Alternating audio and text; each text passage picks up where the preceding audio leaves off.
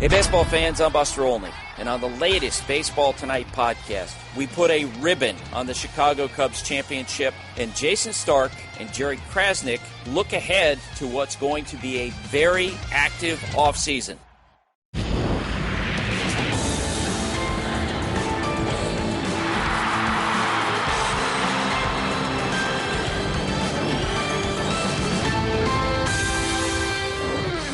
Hello and welcome into the latest edition of ESPN FC. Just the three of us today. Craig Burley and Stevie Nicol alongside me. A little later on in the show, the boys will be reacting to Cristiano Ronaldo's new contract that will see him at Real Madrid until he's 107. But we start off in the Premier League. And it was a big weekend for both Liverpool and Chelsea. Talk about statements of intent. Liverpool thrashing Watford by 6-1. Chelsea beating Everton at Stamford Bridge 5-0. Impressive stuff from those two sides. They are now first and second in the league. Let's start with Chelsea. I don't think many saw this coming, did they? It's what you call just riding the crest of a wave, because they changed the system. He almost stumbled across the personnel, because who'd have thought Moses would have been the right wing-back and been regular in that position, Azpilicueta as a centre-back, and David Luiz in the middle. Look, they're playing with confidence, they're playing well. Everton tried to match up. You know, Koeman changed his system. It clearly didn't work, and they lost some really bad goals as well. And Chelsea were great. And listen, from a team we didn't think was going to be in the mix, over 5 games, I think they've changed a lot of people's minds, including myself. Eden Hazard. How do you explain? How do you explain this? I think it's pretty simple. Number one, he's fit and healthy, which he wasn't last year, and two, he's playing for his manager, which he wasn't doing last year. You put those two things together, along with a guy who, I mean, you talk about raw talent. Right now, he's unstoppable. He's too quick for everybody. He's thinking quicker than everybody. He's accurate. I mean, the guy is absolutely unstoppable. I mean, if you're coming into training every day, and supporters are they're seeing the games, but you're in there. Probably the players are probably in 7 days a week now. I don't think they get a day off. So you're seeing your manager at least 6 or 7 times a week at training. And if he's outing you in public, and if he's lost the plot, players talk about things like that. Now, I know we're going to go and talk about Mourinho doing it at United a little bit later, but we're talking about the same manager here. And I think eventually that has an effect. Now, some will say he threw the towel in and didn't play.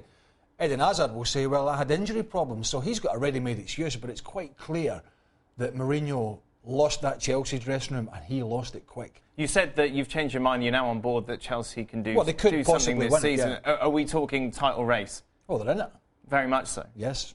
If Costa keeps fit and keeps scoring goals, if Hazard keeps playing like that, absolutely. They're absolutely in it. 8 of that 11 that started the game in the weekend have got a Premier League title in the back of the pocket. So this is a team with experience, and this is a team that knows they can do it, and they'll just keep on trucking along. You've got John Terry, who could come in defensively. You've got Willian and Oscar, who are not playing at the moment. You've got Batshuayi, who can come on up front. They've got reinforcements on the bench if he wants to keep going with this 11, and they've no European football, which is the same we can say for Liverpool. Yeah. So they've got an extra bit of rest time, so they're absolutely 100% in this race. Let's talk about Liverpool. They didn't exactly make a big statement in the transfer market in the summer. Didn't bring in anyone that you thought, wow, this is going to be a real difference maker. But the players that he's got seem to be just clicking so well, and they're just so much fun to watch. But how has he done this? Like, Firmino, you were killing last season. Yeah, I've completely gone the other way with Firmino. I get it. He's a guy who can score goals, but he's a guy, particularly when they have 3 up front, and they really do have at least 3 up front, and Lallana comes late and joins in. So that means a guy with Firmino's talent, he's got 3 other players in and around the penalty box to pick out and make passes. But Liverpool, we started talking about Chelsea, about Hazard. You can't do that with Liverpool, because it's not about one guy. It's about the whole 11. I mean, I think they've got like 10 different scorers so far this season. That tells you this is about the collective. And right at this minute in time, they are all playing to their potential. And they're playing for the manager. So how does Klopp do it? How do you get these players doing? Because look, he's got his own way of playing. It's a high-pressing, fast, effervescent game. A bit like himself. It's full of energy. And it's based on going forward. Attack is the best form of defence. And if he's got the pace to do it in the team, Mane's been an excellent signing. I've always liked Adam Lallana, although he was too much flicks and party tricks a couple of years ago or 18 months ago. I think that's gone out of him. The one downside here for Liverpool is Coutinho and Firmino are going to play their way into the Brazil team, and they're going to be away, I think, doing a lot of travelling. And Mane's going to be in the African Cup of Nations in January. So they're going to have to replace him. That's 3 key players. There's one thing I've always believed in, and that is you play the way you train. Right. And the way Liverpool play is they work hard and they enjoy it. And that means that when they're going into training every day, they're working hard and they're enjoying it. And that is huge as well. How much of an indictment then is it, considering that neither Chelsea and Liverpool made massive changes to their teams, on Rodgers and Mourinho? Considering Rodgers will say he finished second. With Luis Suarez. With Suarez and Sturridge. And he wasn't quite a one-man band, but with him and Sturridge, the two of them, they dragged that team. But clearly he'd lost his way. But look, I think a player understands a manager if he's not using the old BS in interviews. You know, and it's simple and it's straight, and you can respect him and you want to play for him. And I don't think it's rocket science, to be honest. And football players would rather, certainly the football players I knew and grew up with, football players would rather, whether it's bad, whether it's good, they want to hear the truth. Right. Because they can accept it and then move on.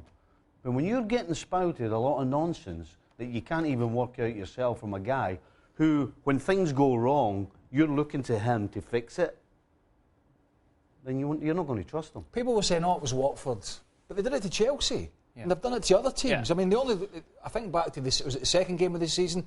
He had no money and they lost at Burnley. Didn't play particularly well, but they've recovered from that. And I think the epitome of Liverpool and Klopp is James Milner. In the office, you need to play left back for me because Moreno's a disaster.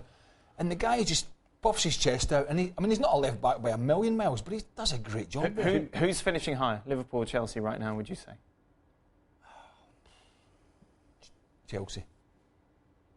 Got to go with Liverpool, isn't it? Let's talk about Manchester United then, going in, winning against Swansea. Should we talk about the good bits from this Manchester United first? Poor Pogba. No, well, you've got to... look, we've given Pogba stick. He's obviously been under the microscope after that big transfer fee. But that goal was top class.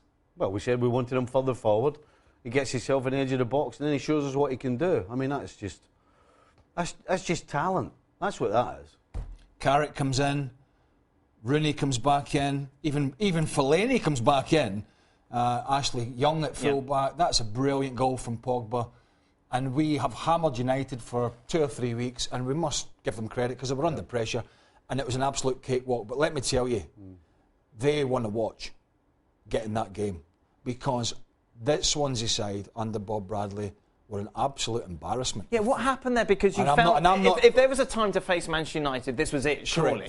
Correct. Fragile, get in their face. Do you know what?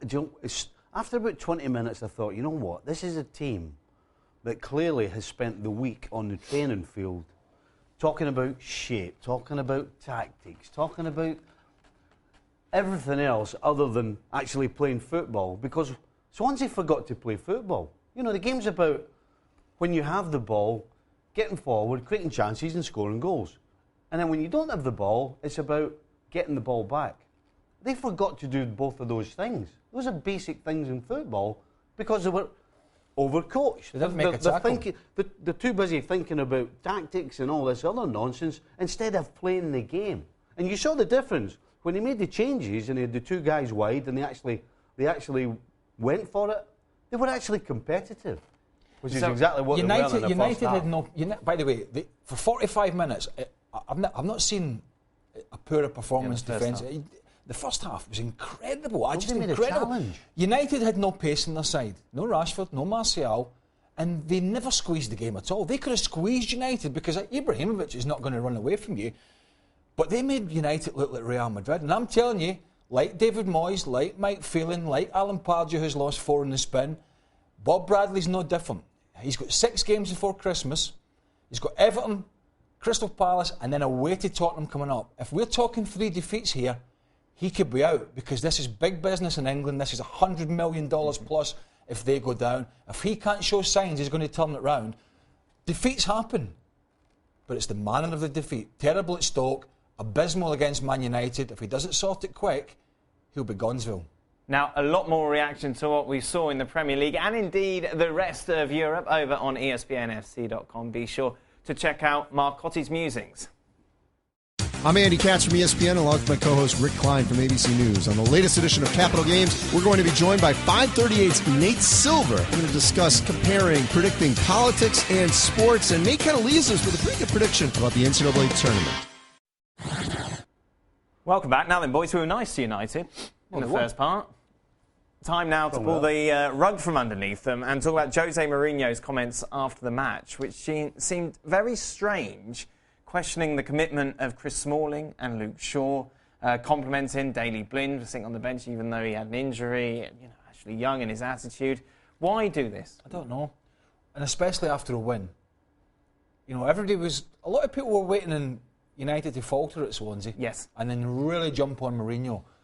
They were comfortable winners, deserved, and then he has to come out and take all the focus away again. I mean, to my knowledge, Luke Shaw, who's had a bad broken leg, by the way, and he's coming back for it, that you do get complications. And Chris Smalling are two terrific professionals. How would you feel if you were them and Mourinho came out? Totally annoyed, honestly. Yeah. I don't know why he has to do it. I just don't know. I'm not surprised that Shaw isn't going to go and fight for Jose Mourinho. Most players at some stage play with knocks and bumps, and there are things that are maybe a little more serious that because of the manager, he's asking you to do it for him, you do it. Right. Well, after he outed Shaw earlier on in the season, why does he think that Shaw at any stage is going to step up and help him? Because I certainly wouldn't. I'm not going to put myself in jeopardy for a guy who can't wait to slag me, and then he goes and slags him again. So that is going to go from Shaw. It's now going to be in Smalling.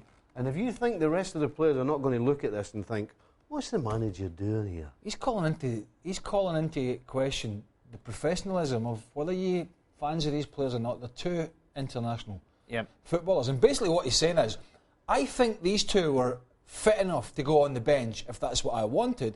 But if a player says, now, Stevie knows, when you get into your 20s, late 20s, 30, and those two are not at that stage, but you generally, every game you play, and you've carried some sort of injury or some sort of... This was Mourinho's point, wasn't he? He was saying that when is anyone ever 100%? But then some injuries you can't go onto your field and carry certain injuries. You can carry some knocks or a swollen ankle and strap it up, but there's some injuries you can't. You just, when it's muscles and stuff like that, you just can't mask that. You're either fit or you're not. And you talk about not learning. What was the biggest mistake he made last year with Chelsea? Outing the players, criticising the players in public, and his star man in Hazard, basically saying that he was feigning injury. Well, how did that go for you? Surely you've got to learn some stage. Let's move on to the North London derby, and it's interesting, obviously, on our website we put lots of different stories, and the story that drew the most attention today was the debate about the own goal from Spurs, and as to whether or not it should have been given offside against Alexis. There was a debate in England with Hackett coming out, who used to be in charge of the referees, saying that Alexis Sanchez is interfering with play and therefore should be flagged offside. Well, I actually think it's Koscielny who's interfering with play, and Koscielny was level when the free kick was taken, so I think whether we agree with it or not, it is, under the modern law, in my opinion, the correct decision. Now, in the old days, the flag goes straight up. Sure. But that's not where we are. Is Alexis interfering in any way, in your opinion? Well, no. I don't see that, no. If the ball goes over Wimmer's head and he doesn't get a touch and he knocks it in, then clearly he is. But I think Koscielny was going to get there had Wimmer missed it. Right. So it was Koscielny who was the player that was interfering. Therefore, I think it was a good goal and correctly stood, yeah. It's a difficult call at the time, but I think it was correct. From an Arsenal's point of view, they would have been a little bit frustrated, wouldn't they, with this draw? Not necessarily because of the result, but because of the performance. Yeah, well, I was a bit more disappointed with Arsenal than Tottenham, because Tottenham were the away side. They lost Dele Alli, who was a surprise late on. We knew they'd no Sissoko, no Alderweireld. But again, I look at Arsenal not pushing on it, and I'm looking at one guy in particular again in the big game, Mesut Ozil. I just didn't see enough. from him and Alexis Sanchez. Sanchez didn't get the service. Didn't he score a brilliant goal midweek? Load of regrets, but I look at Ozil and that big game, and for me, he was on the periphery. To be honest, if you're Arsenal, you should be thanking your lucky stars you got a point, because the best chances in the game fell to Tottenham. Harry Kane, I thought, should have scored with a header. Eriksen had a chance. Cech made a fantastic save. Eriksen hit the post. Walcott did hit the post for Arsenal in the first half. Yeah, but that doesn't help the argument. We can't sit here. Certainly I can't sit here and tell you that there was one opportunity that Arsenal had that they should have scored with. And I've already given you at least two where Tottenham should have scored. So Arsene Wenger should actually look at this game and say, you know what, I'll take a point. And we were talking before, weren't we, about how Chelsea and Liverpool have made that big step forward. Arsenal just seem to be not stagnating, because they have improved. But we can't sit here and say Arsenal are stagnating when they've been up until the weekend top of the league, when they're in a good position in the Champions League. They've got a decent partnership. Who've they played? That's the thing, isn't it? Well, they can only play who's put in front of you by the fixtures. If you want to win the league, you've got to beat Spurs at home, don't you? A Spurs team who have... No. Look, drawing at home to Spurs is a disaster. But coupled with, say, drawing with Middlesbrough at home. You see, this is the problem. If I'm an Arsenal fan, I'm thinking... Where's the progress? Right, if you're an Arsenal fan, then you're basically just saying, well, this is what we do. Because this is what Arsenal have been doing for the last goodness knows how many years. And it's a derby, and you're playing against a side in Tottenham that gives nothing away. The complaint with Tottenham last year was they drew too many games. Guess what? They're doing it again this season. So what we saw from both of these sides in a big game shouldn't come as a big surprise to us. It's kind of defining both of their seasons, if you like. It's what they are. We saw exactly what they are. We saw Arsenal, who sometimes are absolutely incredible, and then from nowhere will disappoint you. Right. Spurs, what we saw from them was they give nothing away. They're never going to give anything away. And Harry Kane might get some goals, and they might win some games, but generally, they're going to pick up a point all the time. I think the worry is one of the worrying signs that I saw in the game was that Pochettino surprised us with the system he played because of probably the injuries. He went with a back three with Wimmer in the middle. And I think it flummoxed Arsenal for a good 20-25 minutes. Yeah, Walcott said after the game that it did flummox them. Well, exactly, and I think that's the worry, that Wenger and Steve Ball were not able to go after a couple of minutes, right, this is what Tottenham are doing, we need to do X, Y and Z and move a few players around. It took them a good 20 minutes, half an hour to sort that out. Now, that's what teams are going to do against them. But that's not what Arsene Wenger does. They just do their own thing. This is how we play. And if anybody's going to adjust, you're going to have to adjust to us. He's probably sitting thinking, well, they adjusted to us, and that's why they played the three. Probably best we didn't have Stuart Robson on this week. Well, the wing-backs. Meanwhile, Manchester City, off the back of that incredible victory against Barcelona, can only manage a 1-1 draw against Borough. How do we explain that? By Borough parking the bus and Valdez doing a great job, and this was a fantastic ball from De Bruyne. To get my triple captain for the day. Oh, yeah, you went fantasy triple captain. I went fantasy triple captain, didn't quite work out. But listen, in fair play, they're resolute in what they do in Middlesbrough, but I was expecting 3 or 4 goals from Man City. Well, hence your triple captain, must they? And it didn't quite work out, but credit Middlesbrough. Well, they just didn't get the second goal that would have killed them because they completely dominated this game. Middlesbrough had one chance. And this is no big deal? Is that what we're kind of saying here? I don't think it's a big deal. Middlesbrough had one chance in the game, and there wasn't that much that City could have done about it. Defensively, all they could have done better was stop the cross because the centre-backs, even Clichy was in a good position. Sometimes you just can't do anything about a great ball and a great header. He's scraping the barrel today, isn't he? What do you mean? Well, they've just smashed Barcelona in midweek, and they haven't got the right result, and he's saying this is a big deal. I know, I said, is it a big deal? Well, I don't think I why is it a big deal if you've just beaten Barcelona in the manner in which they have? They've had a bit of an off day, they didn't quite click, and they couldn't break Middlesbrough down. Perfect, that's the answer to my question. There you go. It's not a big deal. Welcome back. So Real Madrid made it official today as Cristiano Ronaldo put pen to paper on a contract that will see him at the club until 2021, until he's 36. He once again becomes the highest paid player of the squad. No wonder it is smiles all round. I don't get it. Is that big? Did Gareth Bale get more than him? Yes, for a week. Yeah, he had more than him for a week. That was it, wasn't it? Stomped straight in. Hey, on the door. Hello. Right. Right, Mr. Perez. He's not going to be playing for Real Madrid until he's 36, is he? I wouldn't think so, no. Not at the standard they play at. So this is Stevie already, he's on his back already, saying he's lost half a yard. This is a marketing decision. This is purely, it gives us chips to play with when PSG come in, isn't it? Yep. Because you can't have this guy around for too much longer because he's Ronaldo and because he's a pain. Well, he's a pain. If he's a good pain, if he's a pain while he's still the top man, what's he going to be like when his legs do go? That's got to be the concern, isn't it? Listen, if we look at Rooney, over the last 6 months, Rooney, when you see your legs have gone, Rooney's gone from still being able to run around to he can't move in such a short space of time. And there's every chance that that's going to happen to Ronaldo. Now, Ronaldo, as far as we know, is not the most popular guy in the dressing room. Nobody goes for dinner with him or hangs around with him. But you know what? Any player will put up with that while he's scoring goals. But we saw him again in the weekend. He didn't have a shot on target. He was open. Bale didn't pass to him. His arms go up. And this is going to get more intensive, isn't it? It's going to get worse the more frustrated he gets. And he'll get frustrated not only with his teammates but with himself as his career goes on and he can't do the great things that he once did. Now, clearly here, if Real Madrid had said, we'll give you a 2-year deal, he'd have probably have thrown all his toys out of the pram. And therefore you've got an unhappy player, but it's a hell of a long contract for somebody in their 30s. I mean, it really is. 5 years until he's 36. good luck to him.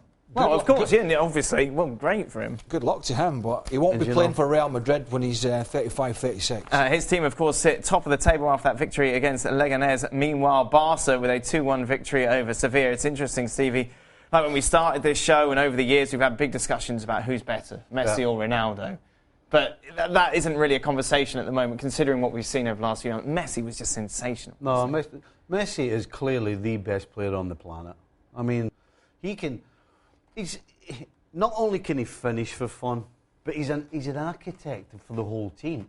Everything goes through him. Everything starts with him, and invariably it finishes with him putting the ball in the back of the net. I mean, he can run past you. He's still got great legs. He's still got pace. He can pass the ball round you. He can make you look stupid. Just ask Mr. Boateng. I mean, this guy right now is miles ahead of anybody else kicking a football. People say we don't like Ronaldo. ESPN FC back on your screen tomorrow. Craig Alley and John Champion. We had a tweet yesterday asking who was the best player in the Premier League. Was it Eden Hazard? It caused quite a debate on Extra Time. So we thought we'd ask you boys to come up with your definitive list. And you agreed. Eden Hazard only comes in at number 3. Aguero at number 1. De Bruyne, Sanchez and Coutinho make up the 5. Why, for example, is De Bruyne ahead of Hazard? Because I think consistently he's been better. From day one of the season. That's why. Can't argue with that.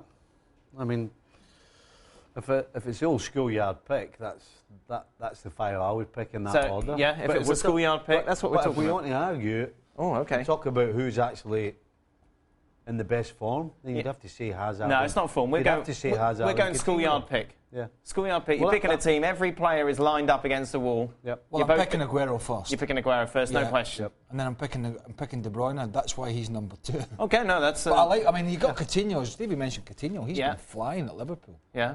There's no De Gea, Stevie. You mentioned De Gea yesterday. Well, but you said we're not building for the back. Well, you can build wherever you want. The back, do your team however you want. We'll be back tomorrow for more ESPN FC. Until then, goodbye. Hey everybody, Scott Burnside, ESPN.com here on the latest edition of Hockey Today, the podcast. We hear from New Jersey Devils captain Andy Green, talking about the Devils' surprising start, and Milan Lucic of the Edmonton Oilers joins us. Welcome to Extra Time. Let's start with someone who's not happy with you, Stevie. Why do we give Mourinho the stick for saying it as it is? Wasn't it the same thing Rodgers didn't do that Steve complained about? Saying it as it is. Rodgers. Listen, there are certain things that when you're the coach you don't do, right? And top of the list is criticising your players in public. Whether it's the truth or not, you do not criticise your players in public. If you're not happy with somebody about something, then you pull them into your office and you point your finger at them and you do it that way. you don't do it in the press. So that's what I'm saying. You don't say it as it is. I think the difference is where the guy or whoever it is that's tweeted it misunderstands is Mourinho's been burying a couple of players in public, as Stevie said, and his problem, like a lot of us with Rodgers, was he was coming out and saying Liverpool had played well, right, when clearly they hadn't. That's a totally different thing. Totally different scenario. Coming out and saying we were brilliant, I thought we were brilliant today and they'd lost, and stuff like that. Liverpool fans are going, hello? I don't think so. And there are times when a manager has to come out and try and prop his team up, just to make them feel better and all the rest of it. But when it's blatantly obvious, when you go to Real Madrid and play your reserve team, number one, and then tell us it's your best team, and then two, say you played well, you haven't had a shot at goal and got beat 2-0, then come on. All right, next one's an Arsenal fan. When everyone is healthy, what is Arsenal's best starting 11? Cech, Bellerin, Koscielny, Mustafi, Monreal. Then it starts getting a little hazy. I would play Ramsey. Instead of? I would play Ramsey, I would play Ozil, and then you have to make a decision, because you either play Cazorla, and that means that you don't have any strength in the middle of the park, or you go with Coquelin. Right. Or Xhaka. Okay. Up front's tough. There's no question Sanchez is your centre forward. Right.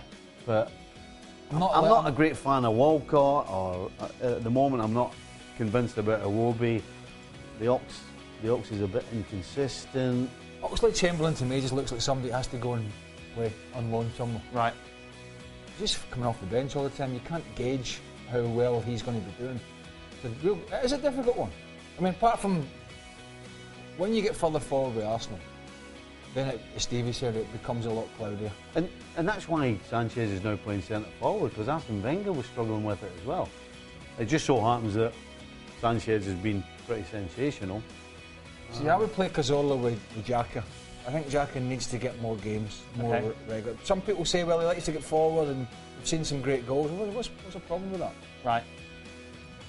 That's who I would go with. The only problem with that is Cazorla has done a great job in there when fit, but that's not a natural position for him. You know, he's not a defensive midfielder as such. Okay. You were right about that, though. It was a boring question. Final question. What fixture does Craig look forward to watching the most? Watching the most? What gets you excited, Craig? Celtic v anybody. Actually, it was always something in the Premier League, but I have to say, in the last few years, it's classical. Oh, yeah. Well, there you go. I think it's a sensible answer. I wasn't expecting. No, well, I think it's Stevie, which Liverpool game gets you most excited? Man United. United more than Everton, more than. Oh, like that was like that great one we saw a couple of weeks ago. Thriller. Well, thriller at Anfield. Well, the thought of what it's going to be is always good. Yeah. Doesn't mean it's always going to end up good. It's a bit like life. A Thank you bit very like much, guys. Dan. At ESPN FC, back on your screens tomorrow. Stevie, you're off tomorrow, aren't you? Yeah. I am. I'm a bit partial to Partick Thistle versus St Johnstone. All right, Derek. 6 p.m. Eastern on ESPN News. Yeah, right.